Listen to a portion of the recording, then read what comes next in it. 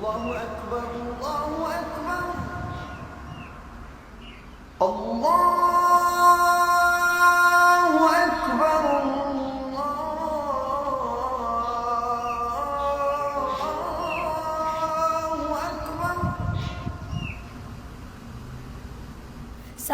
তোমার বন্ধু পরম শেষ বিচারের দিন, সালাত তোমার জীবন জুড়ে খুশবু প্রতিদিন। সালাত তোমার বন্ধু পরম শেষ বিচারের দিন, সালাত তোমার জীবন জুড়ে খুশবু প্রতিদিন। সভাপতি সাহেব দাঁড়ান। কি হয়েছে? আপনি যেভাবে নামাজ আদায় করছেন এভাবে তো নামাজ আদায় করলে নামাজ আদায় হবে না। আরে কি কোন আপনি বাপ দাদার আমরা তো নামাজ হয়ে লেগে আর আপনি দুইটা ইমাম সাহেব আপনি আমার নামাজের ভুল ধরেন। আয় মসজিদের সভাপতি কত হুজুর আইসে গেছে আর অন্য আপনি দুইটা হুজুরে আর ভুল ধরছেন। দেখেন হয়তো বা কেউ আপনার সালাতের ভুল ধরে না কারণ তার চাকরি চলে যাবে বলে, অথবা সে দুনিয়ার ভয় করছে, অথবা সে টাকার লোভে, অথবা বা চাকরি চলে গেলে চাকরি পাবে না। আসলে রিজিকের মালিক হচ্ছে আল্লাহ। আমি এখানে কয়দিন থাকবো সেটা বলা যায় না। আজ আছে হয়তো কাল চলেও যেতে পারে। রিজিক যখন চলে যাবে তখন চলে যাব।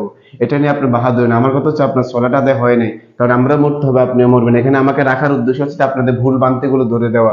এখন আমি যদি আপনাদের ভুল ভ্রান্তি গুলো না ধরে দিই তাহলে কিয়ামতের ময়দানে আল্লাহর কাছে আমি নিজেও যে দাঁড়াইতে হবে আল্লাহর কাছে। সেদিন আমি কি জবাব দিব আপনাদের এই ভুল ভ্রান্তি গুলো যদি আমি না ধরে দিই? আপনি বুঝে গেলে আপনি সভাপতির ভুল ধরবেন, আপনি অন্য মসজিদে কিভাবে নামাজ ধরে ওইদিকে না খেয়াল করবেন। এই মসজিদ পরিচালনা করে আড়া আপনি আঙ্গ ভুল ধরলে তো হইতো না। আপনি ইমাম সাহেব আপনি সাহেব মুসল্লি কোনটা নামাজ করছে আপনি সভাপতি এটা দিকে নিয়েন না, নাহলে চাকরি ন মনে করেন না আপনি এই এলাকার এই নাঙ্গলকোটের মাঝে কোনো নামে সারি হইতো না। আয় যদি মানা করে দিই না আনের মতো হুজুর আনার মতো ইমাম এই মসজিদে রান যাইতো না, এটা ফাইল না। এই বাড়াবাড়ি আর এটা সহ্য হয় না। হুজুরেরা আরে আয় নামাজ পড়লাম, ইমাম সাহেব বই বই আমার নামাজ দেখি কয় আমার নামাজ হয় না। আপনি কন আমি এসে মসজিদের সভাপতি, যদি ইমাম সাহেব যদি সভাপতির ভুল ধরে বইতে হয় এটা কি আর সহ্য হয়নি?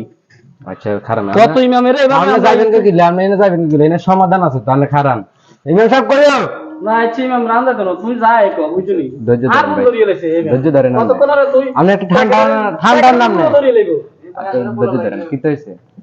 আসলে এখানে তেমন বেশি কিছু হয় নাই। উনি নামাজ পড়তেছে আমি দেখলাম।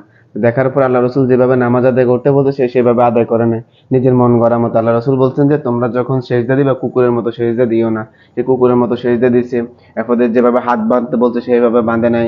এরপরে সালাম ফিরাতে যেভাবে আল্লাহ রসুল শিক্ষা দিয়েছেন সেভাবে শিক্ষা দেন নাই।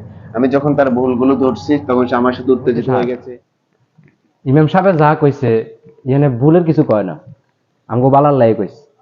আমরা মিমিকে রাখছি কিনলাই আমগো ধৈর্য ধরেন। আপনি এত উত্তেজিত হইয়েন না, আমরা ঠান্ডা হন। ইমাম রাখছি কিনলাই এলাকার মানুষের নামাজের দিকে আকৃষ্ট করে পারলাই, সহি শুদ্ধ নামাজ শিখাই পারলাই, বুঝাই পারলাই। তা আমরাই যদি ভুল করি আমরা ভুল ধরতে হইতো না, তাহলে মানুষের ভুল কেমনে ধরবো? যদি আপনার ভুল ধরলে আমরা যদি এরকম করে মানুষের ভুল ধরতে মানুষের হিট তো হয় হুজুরি গেলে, তা এটা কোনো কথা নেই। আপনার ভুল ধরছে ভুল কিতা হুজুরান সমাধান করে দিব, ইমাম সাহেব সমাধান করে দেয়। প্রথমত হচ্ছে তাড়াহুড়া করে নামাজ আদায় করা যাবে না, ধীরস্থির ভাবে নামাজ আদায় করতে হবে। তারপরে হাতগুলো এভাবে বাঁধতে হবে, এরপরে এটা হাতটা এভাবে রাখতে হবে, ঠিক আছে? এটা হচ্ছে সহি নিয়ম। আবার তিনি আমাদের মানহাজ অনুযায়ী আবার কে বুকেও বাঁধতে পারবে, আবার অথবা এভাবে হানাফি মাযহাব অনুযায়ী বাঁধতে পারবে। কিন্তু যেভাবে বাঁধুক তিনোটার মধ্যে তিনোটাই হচ্ছে সহি, ঠিক আছে? এরপর যখন সে রুকুতে যাবে, রুকুতে যাওয়ার পর পিঠটা তার বরাবর থাকতে হবে, এটা বাঁকা করা যাবে না। আর সেজদাতে যাওয়ার পরে হাতগুলো উপরে রাখতে হবে, এগুলো কুকুরের মতো করে এগুলো নিচে রেখে দেওয়া যাবে না। এটা হচ্ছে নামাজের নিয়ম। এবং সালাম ফিরানোর সময় ধীরস্থির ভাবে সালামগুলো ফিরাইতে হবে। তাড়াহুড়া করে নামাজ পড়া যাবে না, সালামগুলো তাড়াহুড়া করে দেওয়া যাবে না, ফিরানো যাবে না সালামগুলো। আর ভুল ধরবি অন্য কার ভুল ধরে এভাবে শিখে দেখ না করে কি রে আপনার ভুল ধরে সভাপতির ধরলে আমরা সভাপতি আছেন কি হয়েছে? তো আপনার বুঝলেন আমাদের ভুল ধরতে হতো না। ইমাম সাহেব আপনি সভাপতি ইমাম সাহেবের উপর সবার অধিকার আছে। আপনাদের মতো কিছু সভাপতির কারণে এই ইমাম সাহেবরা সমাজের বিভিন্ন ধরনের ইস্যু হক কথা এগুলো বলতে সাহস পায় না, তাদের চাকরি চলে যায়, তাদের বেতন বন্ধ করে দেওয়া হয়।